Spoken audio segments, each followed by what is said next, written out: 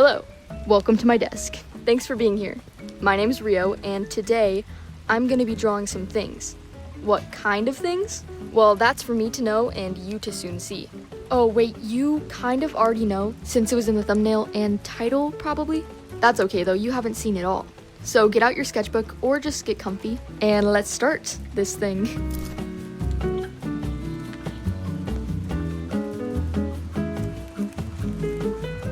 This is random, but look at this. It's just this jar that my mom found for me, but the lid has a shrimp on it. What? How awesome. I use it to store all my Christmas berries and some of these little quotes that are attached to tea bags. I don't know, they say nice stuff like, what a desolate place would be a world without a flower. Yeah, I agree. In other news, something kind of cool happened recently. Well, not actually recently because I've been procrastinating on making this video for months. I'm so sorry. But an art brand called Arrtx reached out to me and asked if they could send me some markers to try out in a video. Of course, I said yes, so I'm gonna be doing just that. They sent me 2 different types of acrylic markers, and these are the first ones. This box comes with 120 colors, which I'm so excited about. I've never had this many acrylic markers before, so yay. The box is really cool. You lift the lid up and all the markers are just sitting in there chilling, having a great time. I reorganized them by color, just because I wanted to. It's definitely not perfect, but it does look better. The first time I opened the box, I accidentally opened it the wrong way. That was a little bit embarrassing. Also, somehow didn't realize that this little color swatch thing is actually a bunch of stickers that you can stick onto the markers if you want to. I still haven't done that yet, but I will. Maybe. Oh, hey, look who's here. This one has 36 colors, and they're all laying down in the box like they're having a nice nap. This one says liquid ink on it, so I'm assuming it's different. In what way? I don't know yet. I'm gonna be using these ones later, but for now I'm just gonna be testing out the other box. I thought a good way to test them out would be by doing a 3 marker challenge, so that's what I did. Originally this video was just gonna be a 3 marker challenge, then I decided it was too short, so later I filled 2 more pages. Here I'm being super silly and not in a good way. I decided to hand write out and then cut out the numbers 1 to 120. I could have just used like a number generator or something, but no, I had to do this. And after that, I put them all in a little shrimp jar. I threw all the berries around, they're somewhere else now. Once I had shaken them all up, mixed them all up, got them all dizzy, I picked a random 3 and I counted up until I got to the number on the paper.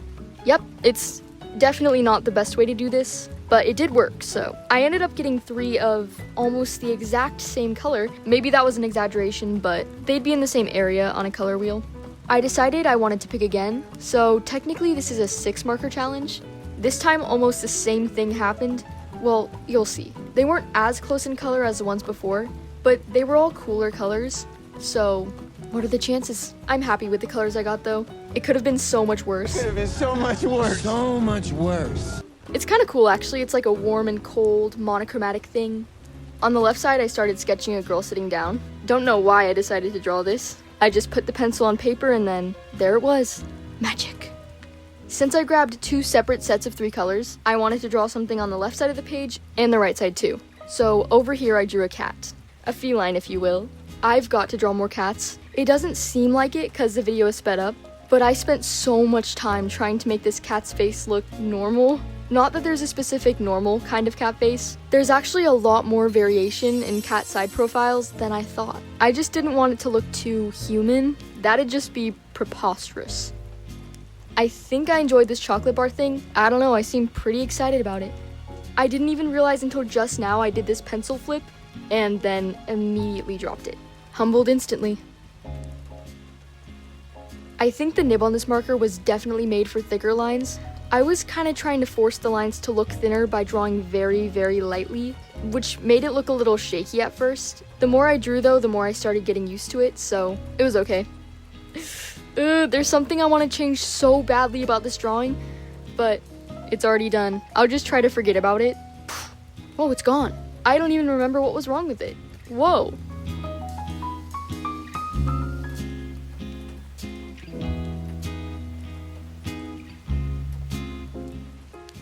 This dark blue marker here was super opaque. Like, you would need to add more than 1 layer of paint for it to be completely solid. With the lighter blue, 2 layers, and you're good. But it's kind of a gamble with the opacity of these, cause the yellowish orange marker took a few more layers to be solid than the other ones. I think that's normal though. Isn't that a thing that darker tone markers are more opaque than lighter ones? Yeah, right? Well, anyway, I created a little story for this drawing. So it's like, this girl is sitting here, right? Feeling a little down and not that good. And you can tell it's sad because she's blue. And then this cat walks in and is so orange and nice that she's instantly comforted, and then everything is better. The two things I find most comforting are actually the color orange and cats. So, based on true events. Did you know that cats' purrs can actually heal your bones? Some people will say it's not true, but a lot of people will say it is. It's something to do with frequencies. I'm not a professional, but I'd like to believe that it's true. To someone who owns a cat and has a broken bone, please test out this theory. I must know. I kind of want to give this cat a name, so Cheddar. Maybe I shouldn't name things. No, it's fine. Actually, it's pretty cute. We could call him Chedward. Yeah, I liked outlining Cheddar. I tried to give him a sort of blockiness. I've seen art of cats stylized with really dramatic shapes before, and I think it looks really cool, so I wanted to try and do something like that. Cheddar doesn't look as crunchy as I would have liked. Don't know if that's the right word for it. I just mean like sharp and angular, but whatever, it's my first time attempting something like this. I'll get it next time. Here comes the stripes. I didn't plan these out or anything, I just plopped them on. I think it makes him look very tigerish, just like my cat in real life. Or both of them. They're brothers and are the best cats ever in the world. The older one, Hobie's special talent is playing piano. He knows that if he steps on the piano, he'll get treats, so sometimes he'll step on the piano really late at night, or really early in the morning. It's okay though, because his music is beautiful.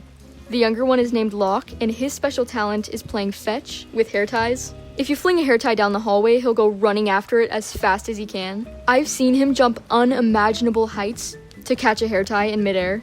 He's even learned that some people wear hair ties on their wrist, so now he does the same.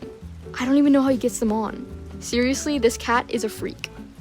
Oh, I'm adding the little stars now. So for some reason, the off-white marker was super watery here. Weirdly, it's not anymore, but I had to go over them a lot. Eventually, they looked okay.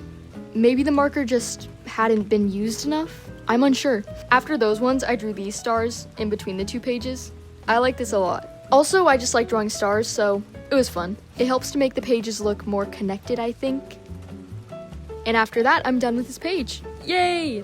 I don't remember doing this. I brought over the blueberry duck and then this other random yellow duck and just set them there for a second. I guess I was trying to show that their colors matched the page. Weirdo. Now that I'm all warmed up, I'm gonna start drawing something a little more fallish. To start off the page, I want to draw some city lights. I've been saving a lot of these photos for no other reason than they make me feel at home, weirdly. I don't live in a city, and I know city lights aren't technically a fall thing, but they give me those vibes, so I'm running with it. The smiley tape is just there temporarily, so the paint stays inside the box. It's not just there for decoration or anything. Here I'm sketching out the shapes of the buildings, and then I decide that I just want to color it, so I do. I'm not sure what to talk about right now, so I decided to make a community post and ask you people to ask me questions. I feel like that's always fun to do. The first question is from Rebecca's3927, and the question is, how did you learn to draw or paint? Are you self-taught or did you have lessons? I'm self-taught. Everything I know about drawing has just been kind of me observing things. Like when I was younger, I would just look at something in a magazine and draw it, draw stuffed animals I had, or just like practice drawing what is in front of me. I guess I'd say I learned to draw by drawing a lot. I've said it before and I'll say it again. Practice, practice. Practice is the thing. Practice is the thing that makes the drawing. Ooh, I've never said that before. Thank you so much for your question. The next one is from PackedSen.1, and it is, how did you discover your art style, or what art/artist inspires you? Ooh, good question. When I first started drawing in sketchbooks, my art style was almost a copy of Raina Telgemeier's art style. I was obsessed with her books at the time, so I just copied a lot of the stuff she drew. She was a big influence to me back then. And the YouTube channel Drawing with Waffles was also a huge inspiration for me at that time. I'm actually not really sure of my influences past that time, because back then I had one person who I was inspired by. Now it's kind of like if I see something that I like in a drawing, I'll try to implement it into my own kind of thing. I don't know if I have a set art style really. Sometimes it changes. I'm not too worried about that. Some artists on YouTube whose videos I really love right now are The Last Coffee Bean and Sam McCullen. They're both great. I almost forgot this one. I'm really inspired by art that plays with light. Light is so fun to paint. Thanks for the question. I hope my response wasn't too jumbled. The third and final question is from Waffles and Fries 200. And the question is, how do you choose color palettes for your pieces? I don't think I really choose color palettes. It's more like I just use whatever colors I like. I love how green and orange look together, so I use those a lot. And if you really don't know what colors to use, you could always just try doing a 3 marker challenge. It's fun. If you haven't tried it, you should. Thanks again for the questions.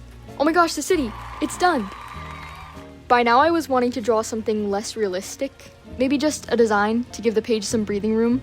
I feel like I kind of messed up this a bit. So originally it was just this orange swirly thing, but then I added some blue and stars. I thought this messed up the drawing, and I was really bummed out, because I liked how it was looking before. It's grown on me though. I like it now.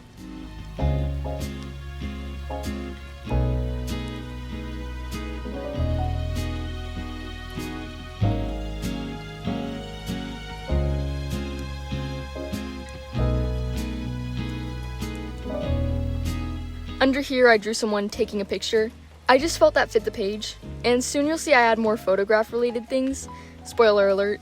When I drew this part of the drawing, it was really late at night and I was getting a little tired, so I wasn't fully paying attention at this point.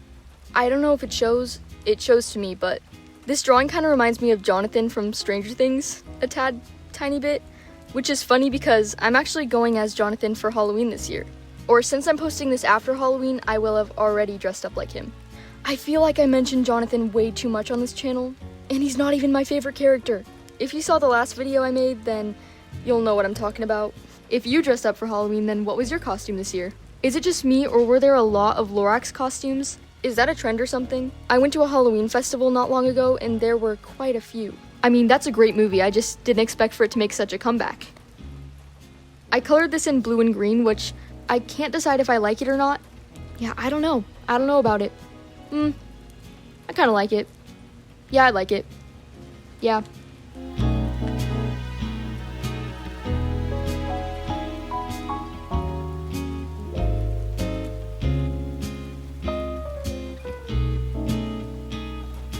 I wanted to add some lyrics to the page, and originally I was just gonna write them out, but then I came up with a better idea.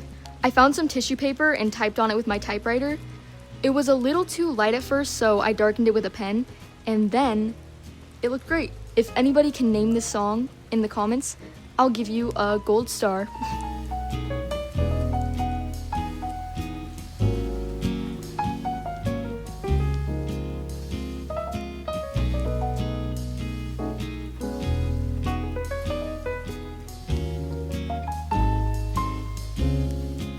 Now that I'd drawn a person with a camera, I thought to myself, what could I possibly draw here that makes sense? I came to the conclusion that a photograph would be cool. Heck, make it 2. The first one I colored in gave me so much trouble. The problem was that the markers in the Arrtx set didn't have a lot of variety in oranges, and of course, I chose for the hair to be orange. I needed a really dark color to outline the curls, and I didn't have a darker orange, or even a darker reddish. So what happened is I kept layering up the marker way too much, trying to come up with a solution, and by the end of it, it was really chunky, which wasn't the look I was going for. I decided to completely restart it because whatever I was doing was not working. I printed out the sketch on a new piece of paper, thank goodness I'd taken a photo of it, and glued it to the page. This time around, it went way smoother. That, my friend, is ingenuity. Fun fact, the reference photo I used for this drawing was a photo of someone I'd found in a thrift shop. I got a stack of random photos to use for collages, and that one was in there. Yep.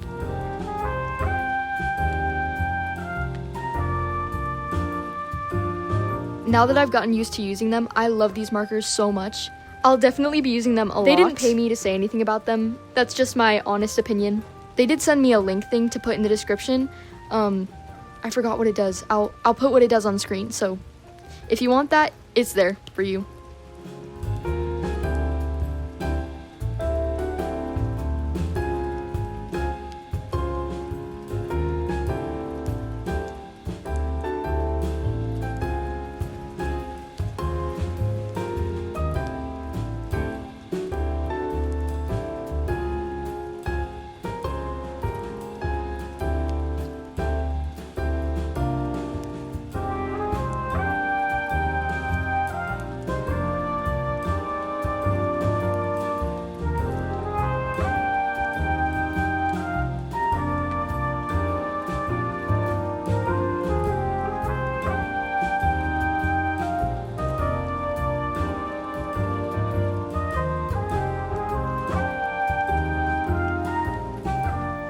For the second photograph, I drew the same person with a pumpkin.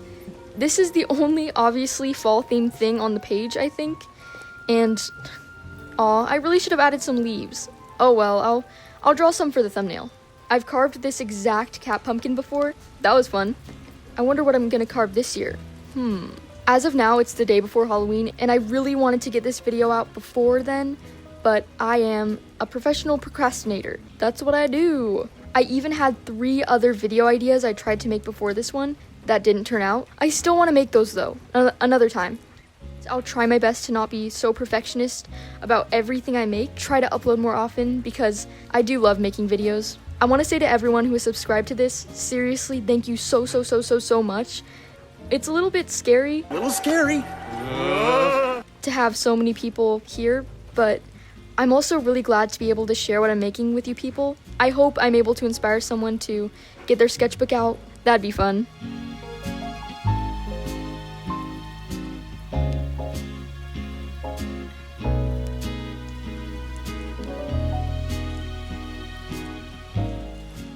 I cut these photograph borders out of paper, so now it actually looks like a photo.